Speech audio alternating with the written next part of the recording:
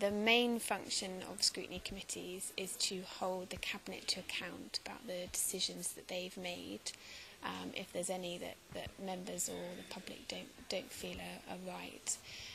We also review all the services that the council offers, whether that be leisure services or housing and benefits, and we look at how we're delivering those and where we can improve and make those better.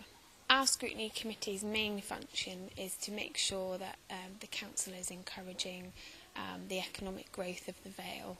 We've got lots of surrounding towns, Milton Keynes, High Wycombe, Oxford, that provide us with some quite healthy competition economically, and so we're working quite hard as a council to make sure that we're encouraging new business into the Vale, that we're supporting small business startups by providing grants or training, and there's all sorts of other things that go into growing a strong economy. We look at town centre management and how we can make the town more attractive for people coming in to visit or to shop or even to start their own business in the town. We've been looking at rural broadband.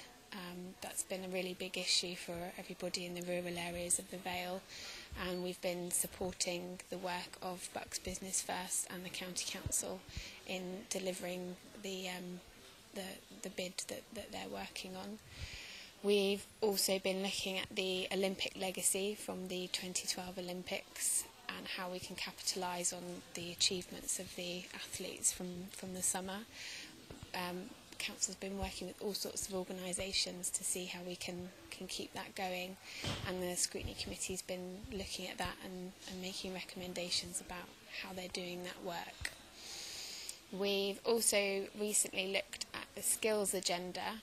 We've met with, we had some presentations from local colleges, the University Technical College, Cllr, which has obviously come to Aylesbury, and we've asked them what sort of skills they need from their new employees and what we can be doing to better match the skills that we're providing in the Vale and what they need from their employees, which has been a really interesting project.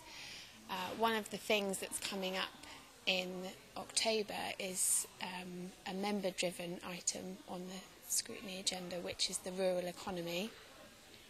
We feel that we need to be looking more at our home workers and our agricultural sector in the Vale to see how we can support them better, whether that be through looking at how we work business rates or planning applications for people that want to expand their businesses on farms and things like that.